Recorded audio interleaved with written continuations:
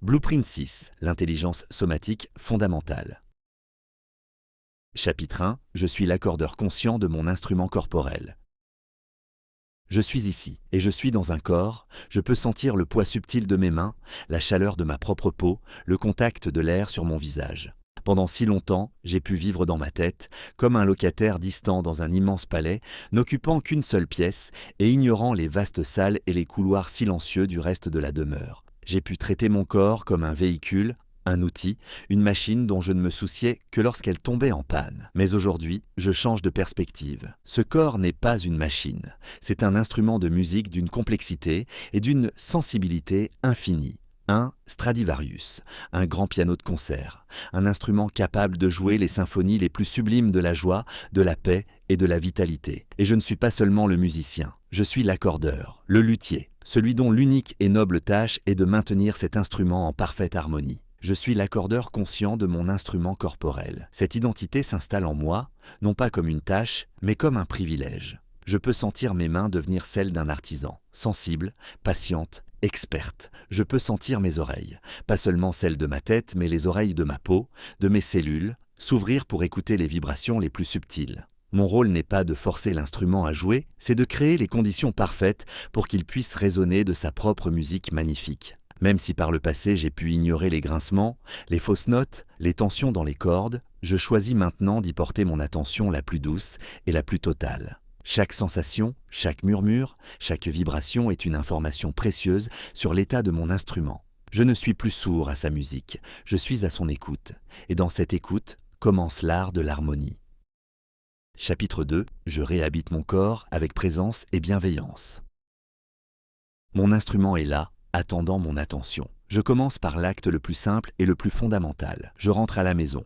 Je descends de la tour de contrôle de mon mental et j'entame un voyage lent et délibéré à travers les paysages de mon propre corps. Je porte mon attention sur mes pieds. Je ne pense pas à mes pieds. Je les ressens, je peux sentir le contact de chaque orteil avec le sol. Je peux sentir la courbe de ma voûte plantaire, la solidité de mon talon. Je laisse ma conscience s'infiltrer dans cette partie de moi comme de l'eau chaude, apportant avec elle une douce lueur de présence. Puis, lentement, je remonte. Je ressens mes chevilles, mes mollets, la force tranquille de mes tibias. Je ne juge rien, je ne cherche rien à changer. Je me contente d'être là, je réhabite, je continue mon ascension. Je ressens mes genoux, mes cuisses, la densité de mes hanches. Je suis un explorateur redécouvrant une terre familière mais oubliée, je porte ma présence dans mon ventre. Cet océan d'émotions, je ressens son mouvement doux au rythme de ma respiration. Je réhabite ma poitrine, sentant l'expansion de mes poumons, le battement fidèle de mon cœur. Je suis ici. Mes épaules, mes bras, jusqu'au bout de mes doigts, mon cou, mon visage, le sommet de ma tête, ma conscience a maintenant imprégné chaque recoin de mon instrument. Même si par le passé mon corps a pu se sentir comme un objet séparé de moi, il est maintenant rempli de ma présence. Il n'y a plus de séparation. Je suis mon corps, et je l'habite avec une bienveillance infinie, comme on revient dans une maison aimée après une longue absence. Chapitre 3. Je ressens la gravité et l'ancrage dans l'ici et maintenant. Maintenant que je suis pleinement présent dans mon instrument, je commence à sentir les forces qui agissent sur lui. La plus fondamentale, la plus constante, est la gravité. Je la ressens. Ce n'est pas un concept, c'est une sensation physique, une pression douce et constante qui me tire vers le centre de la Terre. Je ne la combats pas, je ne m'effondre pas sous son poids. Je choisis de collaborer avec elle, je sens comment mes os, ma structure, s'alignent pour transférer cette force jusqu'au sol. Mon squelette est une architecture magnifique, conçue pour vivre en harmonie avec cette force. Je peux sentir le poids de mon corps qui se dépose dans mes pieds, dans mon bassin. Je m'abandonne à son soutien. Cet abandon à la gravité est un acte de confiance. Je laisse la terre me porter. Je cesse de gaspiller de l'énergie à me tenir droit par une tension musculaire inutile. Je laisse mon instrument se poser, se déposer, et dans ce relâchement, je trouve une force nouvelle, une solidité qui ne vient pas de la rigidité, mais de l'alignement. Je suis un arbre dont les racines s'enfoncent dans la terre, et la gravité est la force qui nourrit ces racines. Même si mon esprit a pu flotter dans le passé ou l'avenir, cette sensation de poids et de contact me ramène, instantanément et sans effort, à la seule réalité qui existe, l'ici et le maintenant. La gravité est mon ancre, elle est le diapason qui me donne la note fondamentale de mon existence. Chaque fois que je me sentirai perdu dans le bruit de mes pensées, je reviendrai à cette sensation. Le poids de mon corps, le soutien de la terre, la certitude de l'instant présent. Je suis ancré, je suis stable. Et depuis cette stabilité, je peux commencer à écouter. Chapitre 4. J'affine mon écoute intérieure aux signaux les plus subtils. Ancré dans la certitude de mon propre poids, je suis stable. Le bruit du monde extérieur, avec ses exigences et ses distractions, commence à s'estomper, comme si je baissais lentement le volume d'une radio lointaine. Je me tourne vers l'intérieur, vers un silence plus profond. Et dans ce silence, une nouvelle forme d'écoute devient possible. Je deviens sensible aux instruments les plus discrets de mon orchestre intérieur. Ce n'est plus seulement le battement de mon cœur, mais le murmure de la circulation dans mes veines. Ce n'est plus seulement le mouvement de mes poumons, mais la vibration subtile de l'énergie qui parcourt mes membres. Je peux presque sentir le bourdonnement silencieux de mes cellules, un son qui est plus une sensation qu'un son, une preuve de la vie qui s'active en moi à chaque instant. C'est une écoute qui se fait avec la peau, avec les os, avec les tissus. Je deviens capable de percevoir les micro-sensations, une légère chaleur qui naît dans mon plexus solaire, un picotement presque imperceptible au bout de mon doigt. Une vague de fraîcheur qui descend le long de ma colonne vertébrale. Autrefois, j'aurais ignoré ces signaux comme des parasites sans importance. Aujourd'hui, je les accueille comme des messages confidentiels, des informations précieuses, chuchotées par la sagesse de mon corps. Je ne les analyse pas, je ne les juge pas, je les ressens, je leur permets d'être. Cette sensibilité s'affine à chaque instant de présence. C'est un muscle que j'entraîne, la capacité de distinguer des nuances de plus en plus fines dans mon paysage intérieur. Mon instrument n'est plus silencieux, il est vivant, vibrant, constamment en communication avec moi. Et je suis enfin là pour écouter sa musique secrète, la symphonie de ma propre biologie. Chapitre 5. Je cartographie le paysage sensoriel de mon corps. Cette nouvelle écoute me fournit un flot de données brutes, subtiles et continues. Mon rôle d'accordeur se double maintenant de celui de cartographe. Avec une précision calme et dénuée de jugement, je commence à dessiner la carte de mon propre territoire intérieur. Je prends une région de mon corps, mon épaule droite par exemple, et je l'explore avec la focalisation d'un géomètre. Je ne me contente pas de dire « j'ai une tension », je la qualifie. Où commence-t-elle exactement? Quelle est sa taille? Sa forme? Est-elle une ligne? Un point? Une nappe? Quelle est sa texture? Est-elle dure et noueuse comme un rocher ou fibreuse et tendue comme une corde? Sa température est-elle chaude, signe d'inflammation, ou froide, signe de restriction? Je note mentalement ces caractéristiques, créant une légende pour ma carte. Je procède ainsi pour tout mon corps, je deviens un expert de mes propres sensations. Je fais la différence entre la fatigue musculaire saine après un effort et l'épuisement sourd qui signale un besoin de repos profond. Je distingue le picotement d'un nerf de la vibration d'une excitation. Je cartographie les rivières de mon énergie, notant où le courant est fluide et puissant, et où il y a des barrages de tension qui créent des zones stagnantes. Cette carte n'est pas statique, elle est vivante, dynamique, mise à jour à chaque instant d'attention que je lui porte. Même si par le passé mon corps a pu me sembler un territoire étranger et imprévisible, il devient maintenant un paysage familier que je connais dans ses moindres détails. Ce n'est plus un chaos de sensations, c'est un système d'informations extraordinairement riche et ordonné. Et en le cartographiant, je me donne le pouvoir de le naviguer avec sagesse. Chapitre 6. Je détecte les désaccords avant qu'ils ne deviennent des cris. Avec cette carte détaillée et cette écoute affinée, je peux maintenant percevoir la musique de mon instrument avec une clarté nouvelle. Je connais sa note fondamentale, sa vibration de base lorsque tout est en harmonie. C'est une sensation de fluidité, de chaleur douce, d'énergie qui circule sans entrave. Une résonance de bien-être, et parce que je connais si bien cette harmonie, je deviens extraordinairement sensible à la moindre dissonance.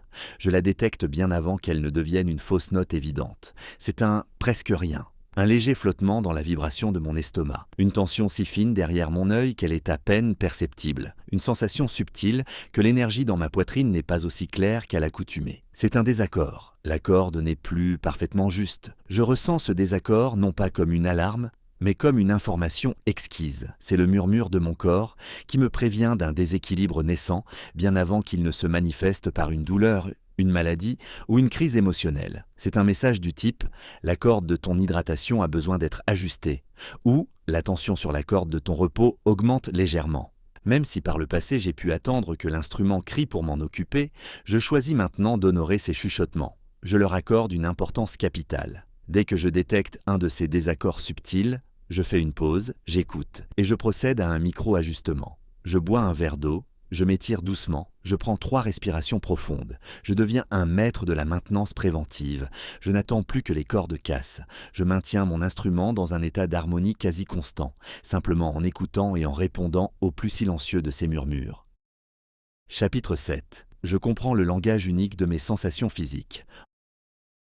Mon corps me parle constamment à travers des murmures et des vibrations. J'ai appris à les écouter. Maintenant, j'apprends à traduire. Je deviens le linguiste de mon propre dialecte somatique. Je comprends que chaque sensation n'est pas aléatoire. C'est un mot, une phrase dans un langage riche et précis. Je commence à construire mon dictionnaire personnel. Je remarque que la sensation de nœud dans mon estomac n'est pas simplement un nœud.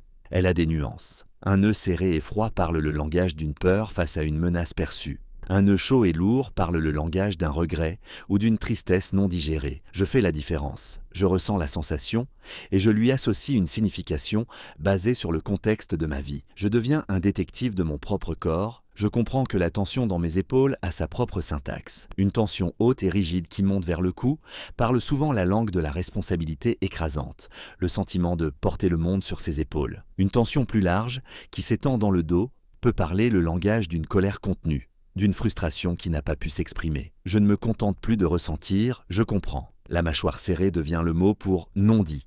La gorge nouée devient la phrase pour vérité réprimée. Ce processus de traduction est patient et basé sur l'observation. Je ne plaque pas des théories extérieures sur mon expérience. Je découvre ma propre vérité somatique, même si par le passé mon corps a pu me sembler une boîte noire mystérieuse, il devient maintenant un livre ouvert, écrit dans un langage que j'apprends à lire avec une fluidité croissante. Les sensations ne sont plus des symptômes à éliminer. Ce sont des messages à décoder, des guides précieux qui m'informent avec une honnêteté totale de mon état intérieur. Chapitre 8. Je localise et je nomme les émotions incarnées dans mes tissus. Ce langage des sensations a un vocabulaire particulièrement riche, celui des émotions. Je réalise que les émotions ne sont pas des concepts abstraits qui flottent dans mon esprit. Ce sont des événements physiques, des tempêtes d'énergie qui ont une localisation, une texture et une température précise dans mon corps. Je ressens une vague d'émotions monter. Au lieu de me laisser submerger ou de me concentrer sur l'histoire mentale qui l'accompagne, je pose la question de l'accordeur. Où, exactement, est-ce que je te ressens dans mon instrument ? Et j'écoute la réponse. La tristesse, je la découvre, n'est pas dans ma tête. C'est une lourdeur dense et fraîche dans ma poitrine, une sensation de pression derrière mes yeux. La joie n'est pas une idée. C'est une vibration pétillante et chaude qui irradie depuis mon plexus solaire, une légèreté expansive dans mes membres. Je deviens un géographe de mes propres émotions. La colère n'est plus une mauvaise émotion, c'est une vague de chaleur intense qui monte de mon ventre à mes bras, une énergie puissante qui veut bouger, agir, repousser. La peur n'est plus une faiblesse, c'est une contraction glacée dans mon bas-ventre, une énergie qui immobilise et qui focalise mon attention. Je peux sentir ces énergies, les localiser sur ma carte intérieure, leur donner un nom. Bonjour colère, je te sens dans mes mains et mes épaules. Bonjour tristesse, je te sens dans ma gorge. En localisant et en nommant l'émotion comme une sensation physique, je crée une distance saine. Je ne suis plus en colère. Je suis la conscience qui observe une sensation de chaleur et de tension dans mon corps que j'appelle colère. L'émotion n'est plus une identité, c'est une information, une énergie qui me traverse, à laquelle je peux donner de l'espace pour être ressentie et qui, une fois reconnue, peut continuer son chemin et se dissiper, laissant mon instrument à nouveau calme et accordé. Chapitre 9. Je distingue les besoins authentiques des envies conditionnées. Mon corps me parle de son état, de ses émotions, et il me parle aussi de ses besoins. Mais je sais, en tant qu'accordeur sage, que tous les signaux ne sont pas de même nature. Je dois apprendre à faire la différence entre la voix profonde et calme d'un besoin authentique et la voix forte et insistante d'une envie conditionnée. J'utilise la résonance comme outil de discernement. Un besoin authentique a une vibration claire, stable, profonde. C'est le son pur d'une corde bien accordée. Le besoin de repos se manifeste comme une lourdeur paisible, un appel au calme. Le besoin de nourriture se présente comme un creux propre dans l'estomac, une demande d'énergie. Le besoin de mouvement est une énergie pétillante dans les muscles, une envie de s'étirer et de circuler. Répondre à ces besoins apporte une sensation d'harmonie, de satisfaction et de paix durable. Une envie conditionnée, en revanche, a une vibration différente. Elle est souvent stridente, agitée, urgente. C'est le son d'une corde qui vibre trop fort, presque à se rompre. L'envie de sucre en réponse au stress n'est pas une fin propre. C'est une recherche de réconfort, un cri de mon système nerveux. L'envie de me distraire sur un écran n'est pas un besoin de repos, c'est une tentative de fuir une sensation inconfortable. Répondre à ces envies apporte un soulagement de courte durée, souvent suivi d'une dissonance encore plus grande. Je m'entraîne à faire cette distinction. Quand un signal se présente, je fais une pause, je ne réagis pas automatiquement, j'écoute sa vibration. Es-tu un besoin de mon instrument ou une habitude de mon mental? Ce simple questionnement me donne le pouvoir de choisir. Je choisis de répondre avec sagesse aux besoins authentiques de mon corps, le nourrissant, le reposant, le faisant bouger comme il le demande. Et je choisis d'observer les envies conditionnées avec compassion, de comprendre le besoin plus profond qu'elles masquent et de répondre à ce besoin-là plutôt qu'à l'envie de surface. Chapitre 10. Ma respiration est l'outil d'accordage fondamental. Mon instrument est là, vibrant de signaux. Je sais maintenant les écouter, les cartographier, les comprendre. Je possède maintenant l'outil le plus simple, le plus puissant et le plus constant pour répondre à ces signaux, ma propre respiration. J'amène mon attention sur le flux de l'air, je ne cherche pas à le modifier. J'observe le processus physique dans ses détails les plus fins. Je ressens la fraîcheur de l'air qui entre par mes narines, la légère expansion de ma cage thoracique, le mouvement subtil de mon diaphragme qui descend, puis l'expiration, plus chaude, et le relâchement naturel qui s'ensuit. Cet outil est toujours avec moi. Il est la base de mon art d'accordeur. Je choisis maintenant de passer de l'observation passive à l'utilisation consciente. Quand je détecte une dissonance, une montée de tension ou d'agitation, j'active mon protocole d'accordage. Je choisis délibérément d'allonger la phase de l'expiration. Je la rends plus lente, plus longue et plus douce que l'inspiration. Je n'ai pas besoin de connaître le nom du nerf vague pour sentir son effet. Je ressens physiquement le signal de sécurité que cette action envoie à tout mon système nerveux. C'est un message clair, le danger est passé. Tu peux te calmer. Je peux utiliser un rythme précis, comme inspirer sur 4 temps et expirer sur 6, créant une cadence qui berce et apaise mon instrument de l'intérieur. Je peux diriger ce souffle comme un courant d'air tiède vers une zone de tension spécifique, en visualisant les fibres musculaires qui se desserrent sous son influence. Cet outil est ma clé de voûte. Il est toujours à ma disposition. Dans n'importe quelle situation, face à n'importe quel stress, je sais que je peux revenir à ma respiration et activer ce mécanisme puissant et fiable d'harmonisation. Ma capacité à réguler mon état interne n'est plus un hasard. C'est une compétence, et je la maîtrise. Chapitre 11. Je choisis le mouvement et le repos pour harmoniser mon système. Ma respiration est mon régulateur de base, mais mon instrument a d'autres besoins, d'autres modes d'expression. Il existe un spectre d'énergie, et je possède les 2 leviers principaux pour naviguer sur ce spectre, le mouvement et le repos. Je ressens ces 2 états dans leur essence la plus pure. Le mouvement, c'est la sensation des muscles qui s'allongent et se contractent, le sang qui afflue, la chaleur qui se génère. C'est le son de mes pieds sur le sol, le spectacle du monde qui défile. C'est une expression d'énergie vers l'extérieur. Le repos, c'est la sensation opposée. C'est l'abandon total à la gravité, la cessation de tout effort musculaire. C'est le silence profond, l'obscurité derrière les paupières. C'est une consolidation de l'énergie vers l'intérieur. Je deviens un stratège de ma propre énergie. En écoutant les données de mon instrument, je choisis l'action appropriée. Quand je détecte une énergie stagnante, une sensation de lourdeur ou de brouillard mental, je ne la combats pas avec plus d'immobilité. Je choisis le mouvement. Un étirement doux, une marche consciente, une danse, je l'utilise comme un outil pour débloquer les barrages, pour faire circuler la lymphe, pour oxygéner mon cerveau. Inversement, quand je détecte les signaux de la fatigue neuronale, une hypersensibilité aux stimuli, une pensée qui tourne en boucle, je ne me pousse pas à faire plus. Je choisis le repos absolu et conscient, pas la distraction d'un écran, mais le silence. Je m'allonge et je laisse mon système nerveux se recalibrer dans la quiétude la plus totale. Mes journées ne sont plus une alternance chaotique entre l'agitation et l'effondrement. Elles sont une danse intelligente, une modulation consciente entre l'expression et l'intégration, entre l'action et la recharge. Je ne suis plus victime de mes niveaux d'énergie. Je suis le chef d'orchestre qui choisit quand faire jouer les violons du mouvement et quand imposer le silence profond du repos pour créer la symphonie de ma vitalité. Chapitre 12. Je libère les tensions chroniques qui désaccordent mon instrument. J'ai accordé mon instrument en temps réel, mais je sais qu'en certains endroits, des cordes sont restées figées par le temps. Des tensions chroniques, des mémoires anciennes cristallisées dans mes tissus, qui créent des dissonances profondes et persistantes. Je porte mon attention sur l'une de ces zones, je ne la ressens pas comme une douleur, mais comme une absence. Une zone froide, dense, silencieuse, comme un nœud de glace au milieu d'une rivière chaude et vivante. Elle est là depuis si longtemps que j'ai appris à vivre avec, à la contourner. Aujourd'hui, je choisis de m'en approcher avec la chaleur de ma présence. Je ne la force pas, Je ne la masse pas avec violence, je l'entoure de ma bienveillance. J'utilise mon outil le plus doux, mon souffle. J'inspire et j'imagine que ma respiration est un liquide chaud et doré. À l'expiration, je dirige ce liquide non pas contre le nœud de glace, mais autour de lui. Je le laisse imbiber les tissus environnants, les réchauffer, les assouplir. Je fais cela encore et encore. Je ne demande rien, je ne m'attends à rien.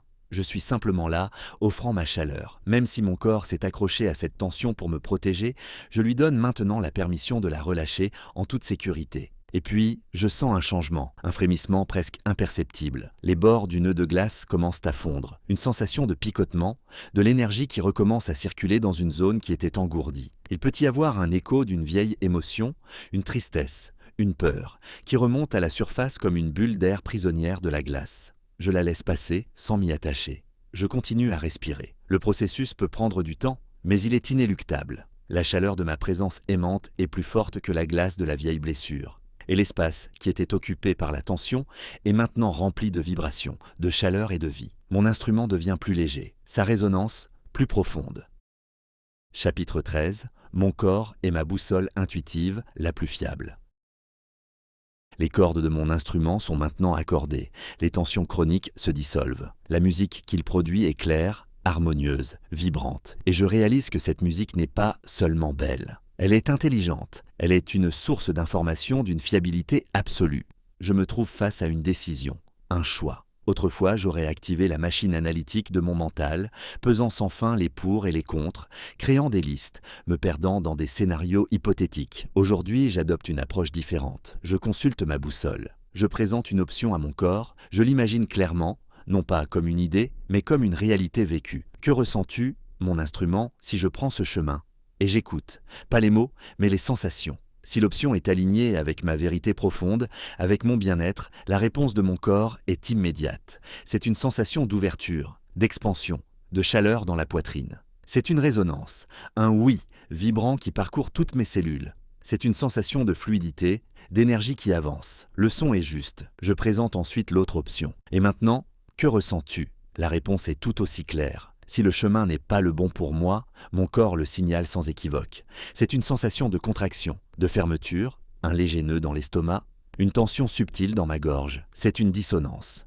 Un non, silencieux mais puissant. L'énergie recule, se fige. Le son est faux. Cette boussole ne ment jamais. Elle n'est pas influencée par l'ego, par les attentes des autres, par les « il faut que ». Elle est connectée directement à la sagesse primordiale de mon organisme, dont le seul but est ma survie et mon épanouissement. Chapitre 14. Je prends des décisions alignées avec ma vérité somatique.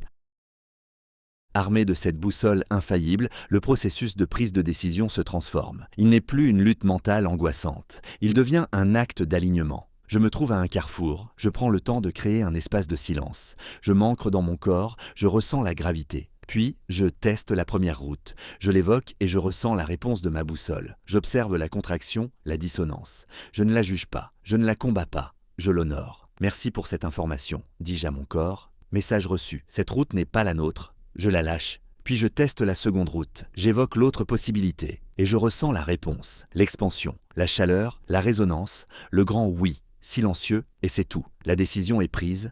Elle n'est plus le fruit d'une analyse intellectuelle complexe, mais d'une reconnaissance intuitive simple. Le chemin qui s'ouvre est le bon chemin. Le chemin qui se contracte est le mauvais. Même si le monde extérieur, la logique ou les autres peuvent me pousser vers le chemin contracté, je choisis de faire confiance à la sagesse de mon instrument. Cette confiance est un muscle que je renforce à chaque décision.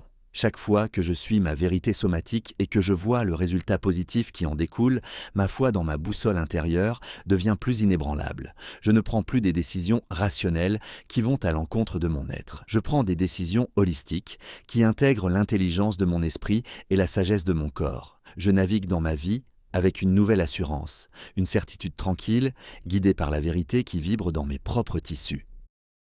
Chapitre 15. Mon corps et mon esprit jouent en parfaite harmonie. L'accordeur et l'instrument ne font plus qu'un. Le cartographe et le territoire ont fusionné. Le dialogue entre mon esprit et mon corps n'est plus une négociation ou une lutte. C'est une symphonie. Je ressens cette harmonie comme un état de flux constant. Mon esprit, clair et focalisé, conçoit une intention. Mon corps, sensible et réactif, y répond instantanément avec l'énergie et la sagesse nécessaires pour la manifester. Mon corps, à son tour, envoie des informations subtiles, des intuitions, des signaux de régulation que mon esprit reçoit avec respect et intègre dans sa stratégie. C'est une boucle de rétroaction parfaite, une danse d'une fluidité et d'une efficacité totale. Il n'y a plus de division. Il n'y a qu'une seule conscience unifiée qui s'exprime à travers un esprit clair et un corps vibrant. Je ressens cette unité comme une puissance immense. Je ne suis plus en guerre contre moi-même. Mon énergie n'est plus gaspillée dans des conflits internes, dans la suppression des signaux de mon corps ou dans la lutte contre ses besoins. Toute mon énergie est disponible, alignée, dirigée vers l'extérieur pour créer, aimer et vivre pleinement. Je suis devenu l'instrument et le musicien en même temps. C'est mon état naturel, c'est l'héritage de cette écoute profonde, de cet accordage patient. C'est la récompense de la réhabitation de ma propre maison. Je suis un être intégré, je marche dans le monde avec la certitude tranquille de celui qui est entièrement et harmonieusement chez soi. La symphonie de ma vie se joue, et chaque note est juste.